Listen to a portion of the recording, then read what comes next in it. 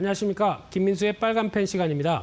오늘 시장은 거의 정체를 보이고 있습니다. 그런 가운데 이제 내일 발표될 미국의 주요 테슬라 그리고 애플 실적과 FOMC 회의 이런 중요한 부분들을 기다리고 있기 때문에 오늘 그렇게 시장의 동력은 좀 커지진 않지 않을까로 바라보고 있는데요.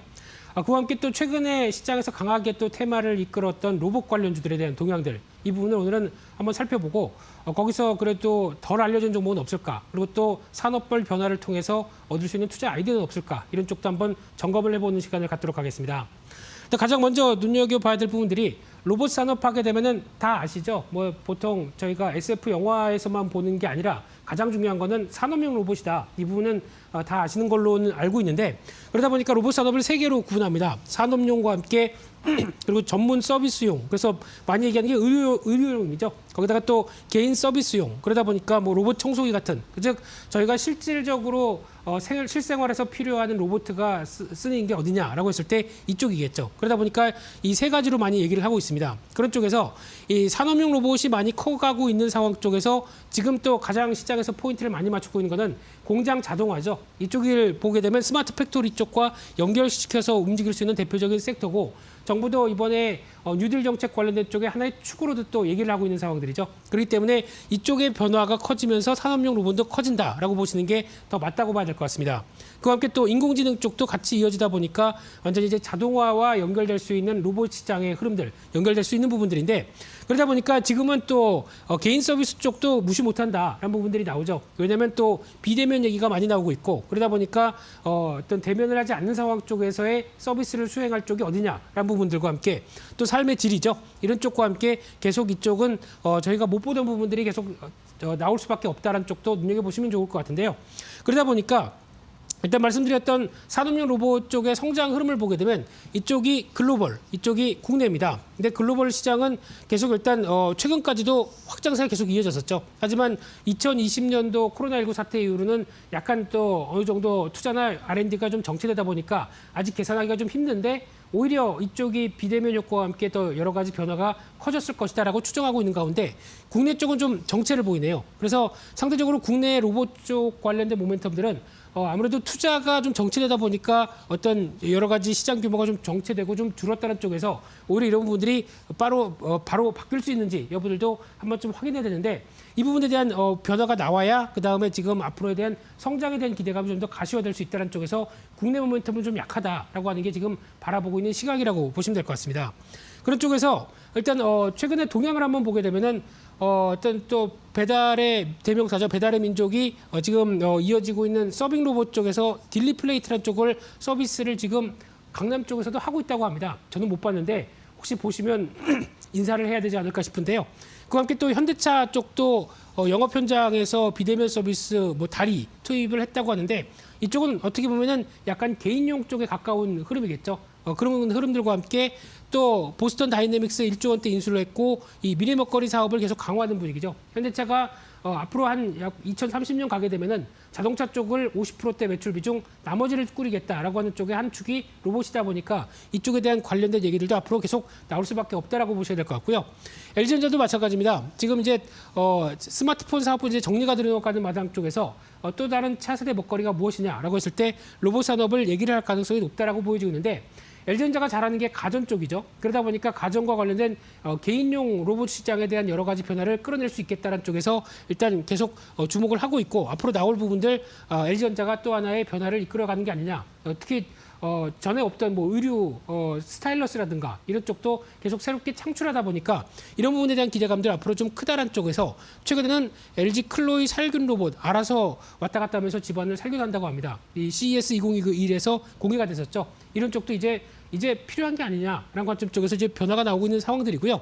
그러다 보니까 지금 최근에 나왔던 이제 로봇 관련주들의 움직임과 동향들을 보게 되면 일단 주가만 먼저 보시게 되면은 다 올랐죠. 그러다 보니까 되게 표적으로 많이 오른 게 AD 칩스가 가장 많이 올라왔다고 보여지고 있는데 아직 지금 요 정도 좀 약간 중소형도 정도 종목들을 보게 되면은 PR을 계산할 수 없을 정도로 아직까지 적자세입니다. 이런데 주가는 일단 많이 올라왔다고 하게 되면 아직 실적으로 보여주는 것보다 앞으로의 기대감이 좀 더 컸다고 봐야 되겠죠. 그래서 대표적으로 보게 되면은 뭐 하나 에어로스페이스 같은 경우는 일단 지금 움직이는 게 우주항공 테마로 움직였지만은 이 스마트 팩토리 관련된 쪽이 계속 구축을 하면서 기대감을 받고 있는 상황들이고요. 고영도 마찬가지로 글로벌 로봇 인덱스 제고에 편입되면서 자동화 기기 쪽이죠. 이쪽에 대한 기대감이 큰데 뇌수술 로봇에 대한 진출이 이어졌다 보니까 이에 따른 어떤 실적도 이제 가세가 되지 않을까라는 쪽도 눈여겨 보는데 특히 이제 유진 로봇 같은 경우는 눈여겨볼 게 로봇 완구가 62%입니다. 이게 과연 로봇줄까요? 라고 하는 의문은 아직까지 있죠. 그렇기 때문에 너무 이쪽에 대해서 이제 로봇 시장에 대한 변화를 그대로 갖고 가기에는 좀 힘들다라는 쪽이고요. 로봇스타 같은 경우는 그래도 이제 산업용 쪽에 이적 제어 로봇이 한 40% 정도 차지하다 보니까 아직 실적은 좀 덜 나왔어도 앞으로에 대한 기대감은 좀 높을 수가 있겠죠. 그런 흐름들과 함께 또 디지털 옵틱 같은 경우는 AI 로봇 기업 퓨처 로봇을 인수했다는 것 자체만으로 주가가 움직이는 아직 보여주는 게 좀 없죠. 게다가 또 초등생이나 유아 대상 교육용 로봇 쪽에 로보라는 회사 같은 경우는 일단 주가도 덜 올랐고 아직 그렇게 크게 반응할 정도는 아니다라는 시장의 반응이고요. 게다가 또 로보티스 같은 경우는 조금 더 난 게 그래도 로봇 전용의 액추에이터라든가 소프트웨어를 구축하는 모습이다 보니까 다른 쪽보다는 그래도 좀 기대감이 높지 않을까라는 쪽인데 일단 주가는 올랐습니다. 그래서 결론적으로 보게 되면 지금 말씀드렸던 부분들의 핵심은 일단 산업의 성장은 충분히 가능할 것이다. 특히 산업용 로봇 쪽은 여러 가지 기대감은 높은데 주가는 실적에 비해서 많이 올라갔겠죠. 그러다 보니까 실질적으로 수혜를 받을 수 있는 종목 쪽으로 선별하자. 그래서 실적이 위축된 쪽은 일단 그냥 올라간 거 지켜만 보자. 따라가지 말자라고 말씀드리고 싶은 게 현실이라고 봐야 될 것 같고요. 그럼 그중에서 어떤 종목을 봐야 되느냐라고 했었을 때 첫 번째로 보셔야 될 부분이 SPG라는 회사입니다.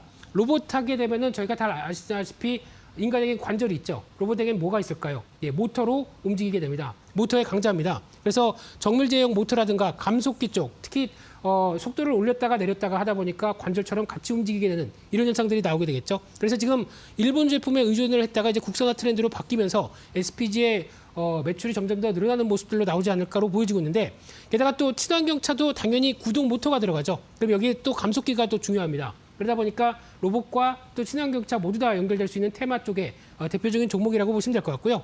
그래서 지금 작년까지 실적 상당히 좋습니다. 작년 한 해 영업이익이 2019년도가 103억이었는데 작년에 3분기까지만 137억이 나왔다. 당연히 주가의 기대감이 높고요. PBR 한 배 수준이라고 하게 되면 아마 실적 흐름들이 확인된다라고 하게 되면 계속 레벨업 시도할 겁니다. 이 부분 한번 살펴볼까요?